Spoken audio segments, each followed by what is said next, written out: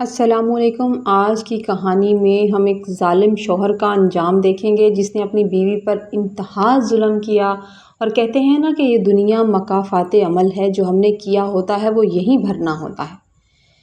کھانے میں اتنی مرچیں، کیا تم مجھے مارنے کا ارادہ رکھتی ہو؟ فرحان کی دھاڑتی ہوئی آواز میرے کانوں کے پردوں سے ٹکرائی تھی کہ اگلے ہی لمحے ایک جلتا ہوا عذاب میرے چہرے پر آن پڑا۔ اس نے سالن سے بھری ہوئی کھولتی ہوئی پلیٹ پوری قوت سے میرے منہ پر دے ماری تھی۔ وہ ابلتا ہوا شوربہ اور سرخ مرچوں کی تپش جب میری نازک جلد میں اتری تو مجھے یوں لگا جیسے کسی نے میرے ماتھے سے لے کر تھوڑی تک دہکتے ہوئے انگارے رکھ دیے ہوں۔ میرا پورا وجود تڑپ اٹھا اور آنکھوں میں ایسی شدید جلن ہوئی کہ مجھے لگا کہ میں ہمیشہ کے لیے اندھی ہو جاؤں گی۔ لیکن اس جسمانی تکلیف سے زیادہ بڑی اذیت دے وہ کہکے تھے جو کچن کے دروازوں پر کھڑی میری سانس لگا رہی تھی۔ وہ تالیاں بجا بجا کر ہنس رہی تھی جیسے کوئی تماشا دیکھ رہی ہوں۔ انہیں مجھے دیکھ کر بڑی خوشی ہو رہی تھی۔ میں فرش پر گر گئی، میری انگلیاں کانپ رہی تھیں اور میں کوشش کر رہی تھی کہ کسی طرح اس جلتے ہوئے مسالے کو اپنے چہرے سے ہٹا سکوں، مگر فرحان کا غصہ بھی ٹھنڈا نہیں ہوا تھا۔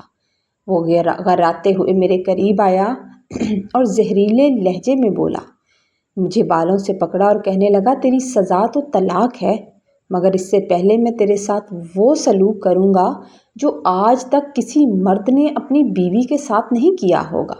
یہ کہہ کر وہ باہر نکل گیا، مگر اس کے الفاظ میری روح تک کو زخمی کر گئے تھے۔ میں اسی حالت میں سجدے میں گر گئی۔ میں سجدے میں گر پڑی اور زاروں قطار روتے ہوئے اللہ سے فریاد کرنے لگی کہ اللہ تعالیٰ، میرا کیا قصور ہے؟ میرا قصور کیا ہے؟ جب میں نے روتے ہوئے سر اٹھایا تو رات کے 8 بج رہے تھے اور میرا وجود خوف سے لرز رہا تھا۔ میرا چھوٹا بیٹا صبح سے تیز بخار میں تپ رہا تھا۔ میں سارا دن اسے گود میں لیے سرکاری ہسپتال کی لمبی قطاروں میں ذلیل ہوتی رہی۔ بھوک، پیاس اور بچے کی بیماری نے مجھے نڈھال کر دیا تھا، مگر جب میں گھر پہنچی تو گھر کا منظر ہی کچھ اور تھا۔ میری ساس نے پورے دن میں پانی کا ایک گلاس بھی نہیں اٹھایا تھا۔ پورا گھر کباڑ خانہ بنا ہوا تھا، کوئی چیز ادھر سے ادھر نہیں رکھی گئی تھی۔ برتنوں کے ڈھیر لگے ہوئے تھے۔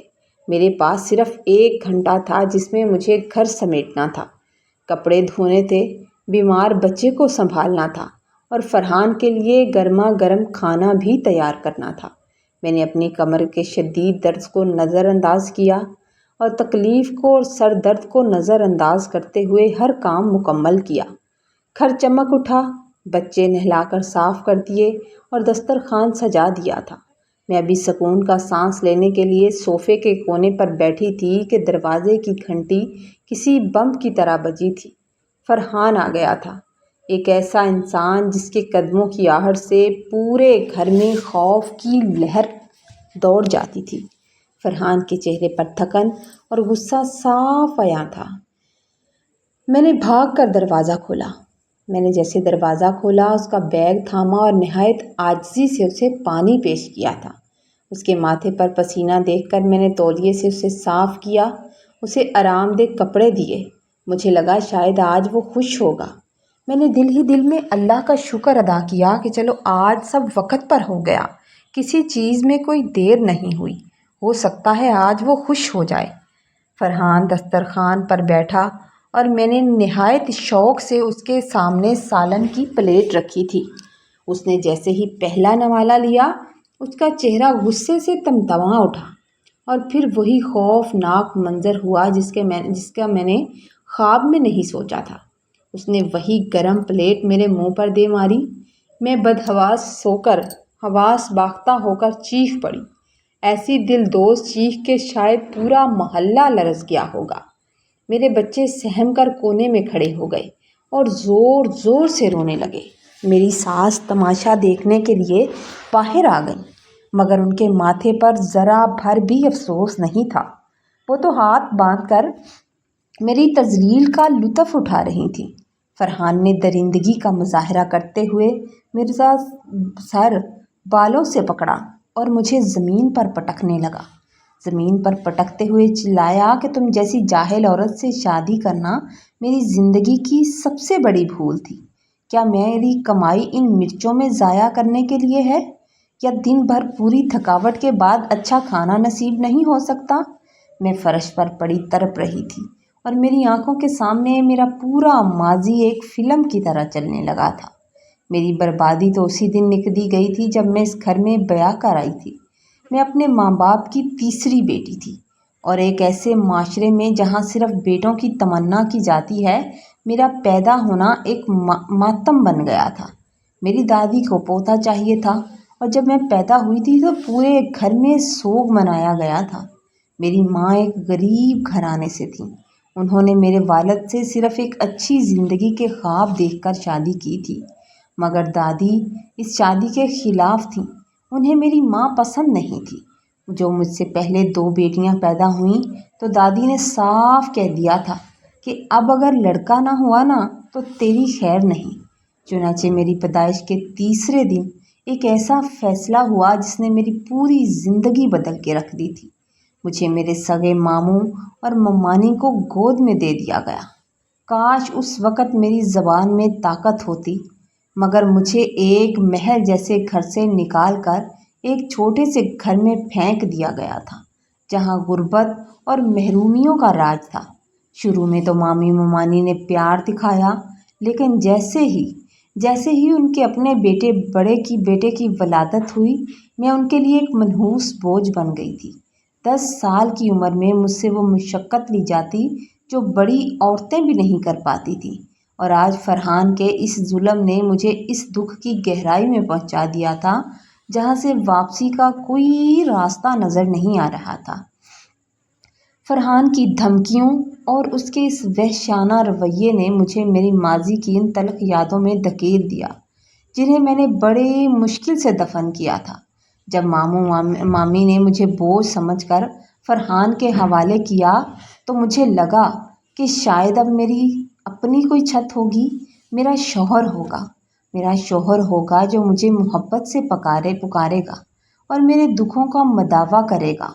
एक औरत के लिए उसका शौहर सब कुछ होता है, लेकिन शादी के पहले ही दिन मेरी सास ने साफ अल्फाज में जता दिया कि उन्हें बहू नहीं बल्कि घर की एक ऐसी खात्मा चाहिए थी जो उनके बेटे के नखरे भी उठाए और उनकी जियां भी साफ करे। शुरू के चंद दिन तो फरहान ने थोड़ी बहुत शराफत दिखाई, मेरे साथ सही रहा, मगर जल्द ही उसका असल रूप सामने आ गया। वो ज़रा सी बात पर हाथ उठाना उसका मामूल बन गया था। कभी सालन में नमक होता तो कभी कपड़े सही इस्त्री कम होता तो कभी कपड़े सही इस्त्री ना होने पर मुझे गालियाँ और थप्पड़ नसीब होते थे।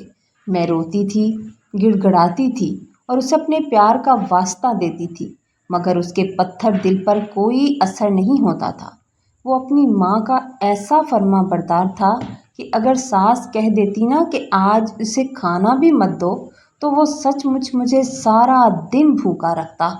हर दिन गुजरता रहा, मेरी तजरीर की एक नई दास्तान लेकर आता रहा और मैं इस उम्मीद पर सब सहती रही कि शायद औलाद की पैदाइश के बाद हालात बदल जाएंगे।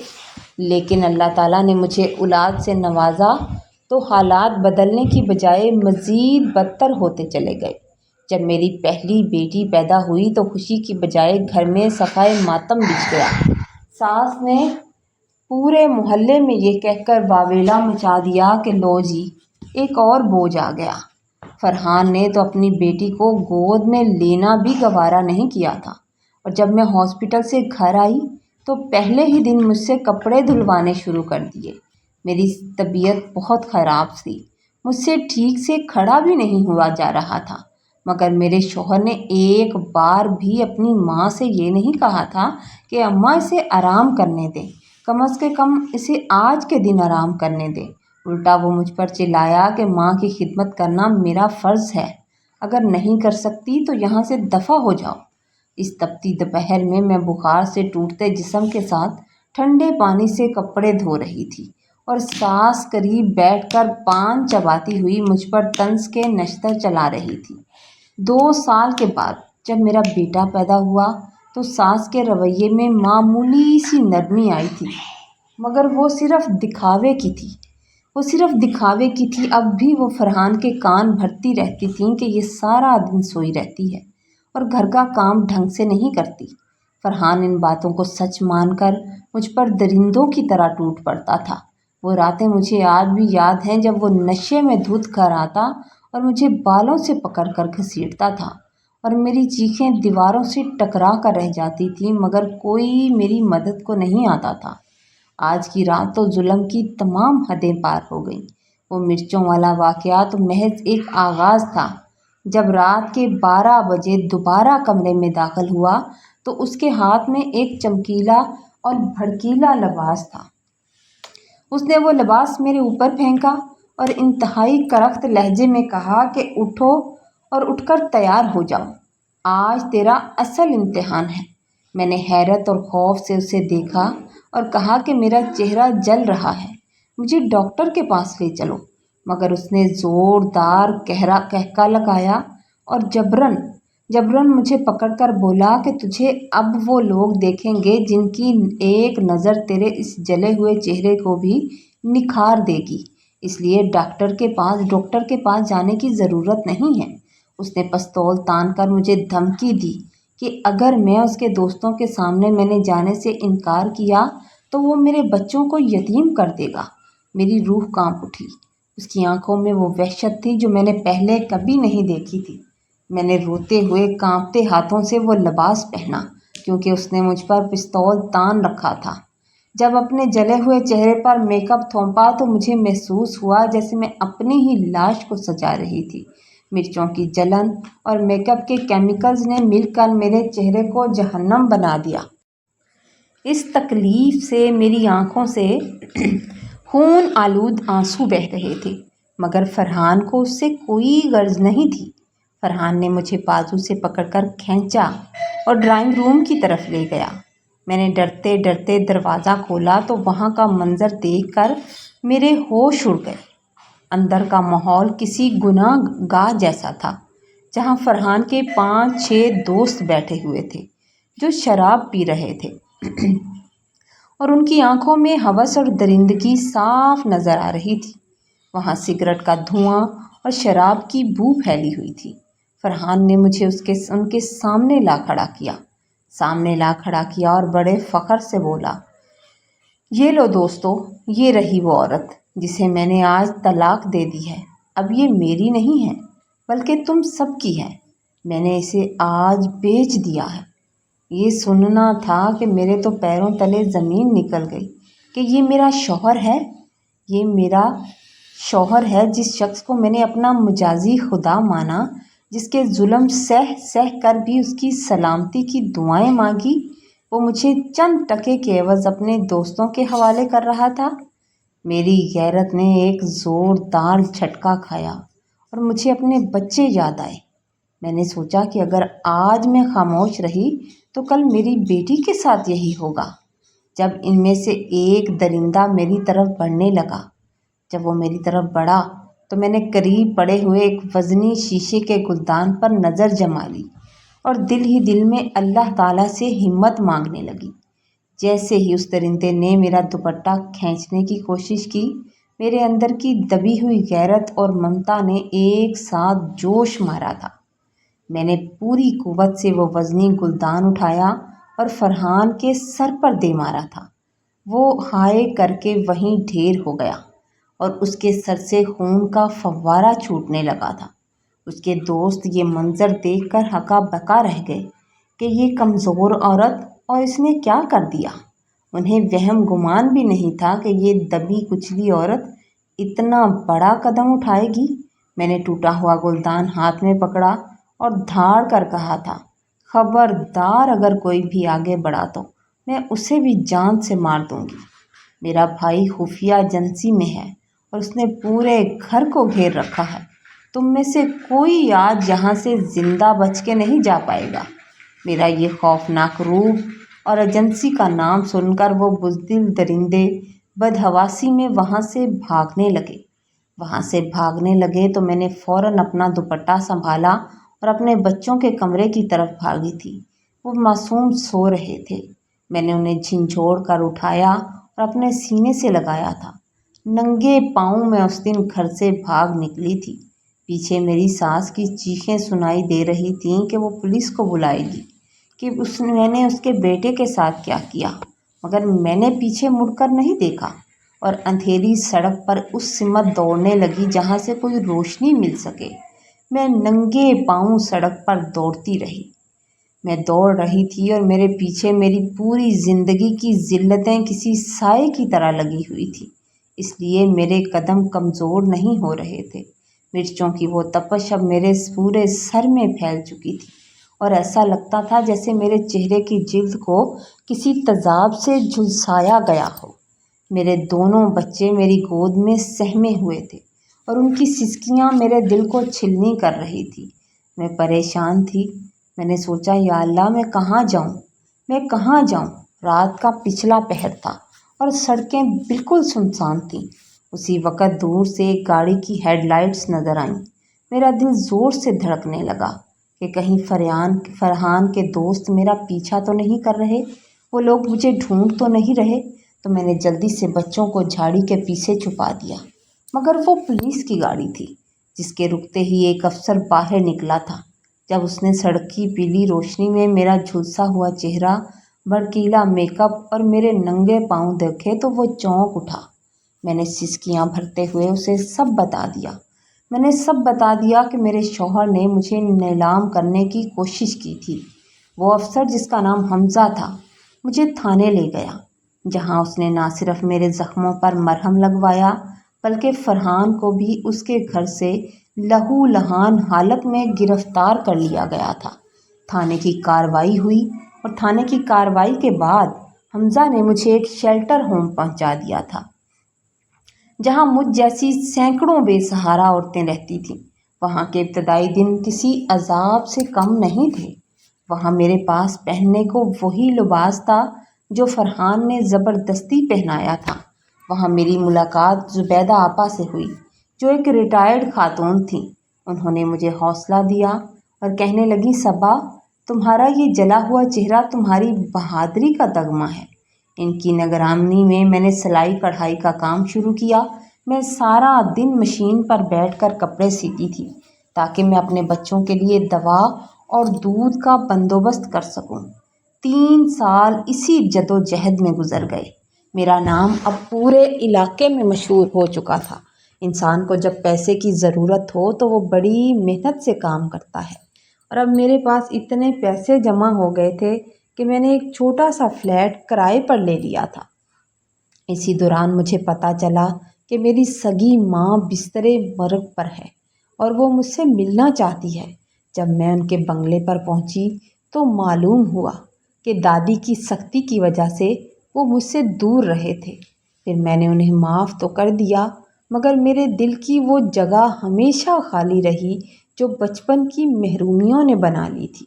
ज़िंदगी अब पुरसुकून हो रही थी कि एक दिन आपा ज़ुबैदा ने मुझे हमज़ा का पैगाम दिया था। वही पुलिस अफसर जिसने मेरी मदद की थी, वो मुझसे निकाह करना चाहता था।